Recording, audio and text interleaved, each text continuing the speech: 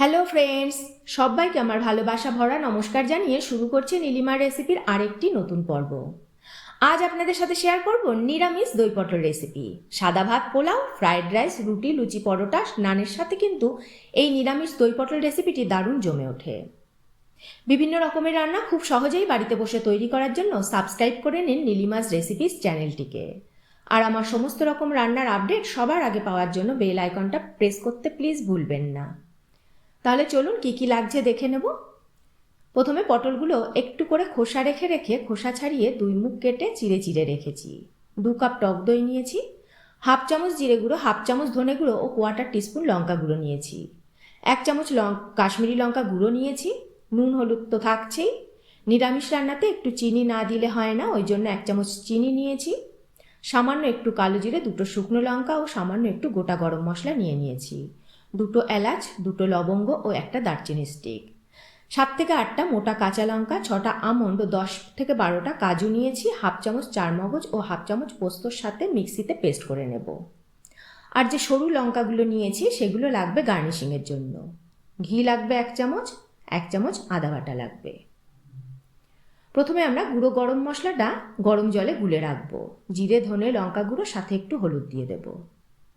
এবার পটলের মধ্যে নুন হলুদ মাখিয়ে নেব একটু, তারপরে সামান্য একটু সর্ষের তেল দিয়ে ভালো করে মাখিয়ে নেব।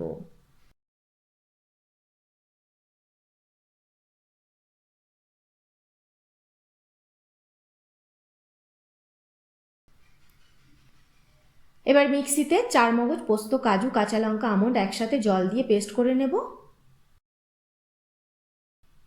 আর এদিকে প্যানে সর্ষের তেল দেব বেশ খানিকটা, 4 থেকে 5 চামচ মতন। পটলগুলো দিয়ে ঢাকা দিয়ে ভালো করে ভেজে নেব। পটলগুলো এমনভাবে ভাজবো যাতে এখানে 80% কুক হয়ে যায়। পটল ভাজা হয়ে গেছে দেখুন, এবার তুলে নেব। এবার ওই তেলের মধ্যেই এলাচ, লবঙ্গ, দারচিনি, শুকনো লঙ্কা, কালো জিরে ফোড়ন দেব। ফোড়নটা থেকে ভালো গন্ধ বেরোলে গুলে রাখা গুঁড়ো মশলা দেব, একটু কষিয়ে নেব। এবার আদা বাটা দেব, আবারও একটু কষিয়ে নেব।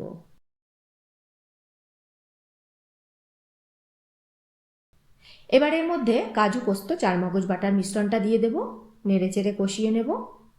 এবার একটু কাশ্মীরি লঙ্কা গুঁড়ো দেব, চিনি দেব, নুন দেব, সামান্য একটু মিক্সির বাটি ধোয়া জল দিয়ে ভালো করে কষিয়ে নেব।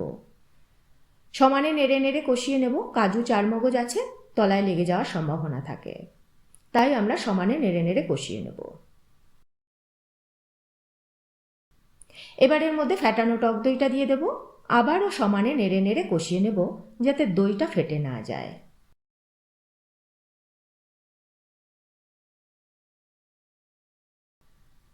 একটু কষে আসলে এর মধ্যে এবারে ভাজা পটলগুলো দিয়ে দেব।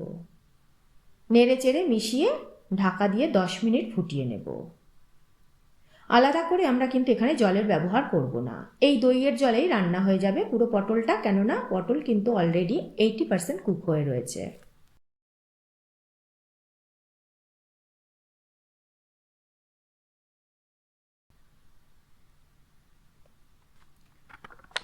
10 মিনিট পর ঢাকা খুলে কাঁচা লঙ্কা ও ঘি দিয়ে ঢাকা দিয়ে গ্যাস বন্ধ করে আরও 10 মিনিট স্ট্যান্ডিং টাইম দিলেই রেডি দই পটল। কেমন লাগলো আমার আজকের রেসিপিটি কমেন্ট করে জানাবেন। ভালো লাগলে একটা লাইক করে দেবেন। আপনাদের একটা লাইক আর কমেন্টই আমাকে উৎসাহিত করবে পথ চলতে। আজ তাহলে এই পর্যন্তই থাক, আবার হাজির হয়ে যাব নতুন কোনো রেসিপি নিয়ে, নতুন কোনো পর্বে। ভালো থাকবেন, সুস্থ থাকবেন সবাই।